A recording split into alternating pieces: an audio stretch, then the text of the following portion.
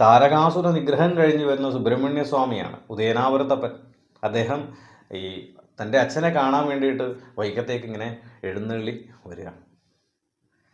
അപ്പോൾ അതൊരു വളരെ ഒരു മനസ്സിന് സന്തോഷം തരുന്നൊരു മുഹൂർത്തമാണെന്നാണ് അവിടെയുള്ള ആൾക്കാർ പറയുന്നത്.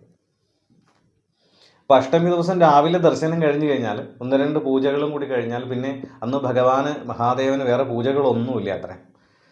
തൻ്റെ മകനെ യുദ്ധത്തിന് താരകാസുരനെ ആ അസുരനെ നിഗ്രഹിക്കാൻ പറഞ്ഞു അയച്ചിട്ട് ഭക്തിയോടുകൂടി ഈ അന്നദാനം നടത്തി ഒരച്ഛൻ ഇങ്ങനെ കാത്തിരിക്കുന്നത് പോലെയാണെന്നാണ് അവിടെയുള്ളവർ പറയുന്നത്. അങ്ങനെ ഇരിക്കുമ്പോൾ ധാരാളം വരുന്നവർക്കെല്ലാം ഇങ്ങനെ അന്നദാനം കൊടുത്തുകൊണ്ടേയിരിക്കും. മേളങ്ങളോ ആഘോഷങ്ങളോ ഒന്നുമില്ല. ആ ക്ഷേത്രത്തിൽ രാവിലത്തെ ശീവേലി അന്ന് വൈകുന്നേരമാണ്. ആ ശീവേലിക്ക് ഒരു വീക്കെൻഡ് മാത്രം കൂട്ടി ഇങ്ങനെ പ്രദക്ഷിണം വെച്ച് വന്ന് കിഴക്കേ നടയിൽ ഈ ഉദയനാപുരത്തപ്പനെ ഭഗവാൻ ഇങ്ങനെ കാത്തിരിക്കുന്നതാണ് പറയുന്നത്.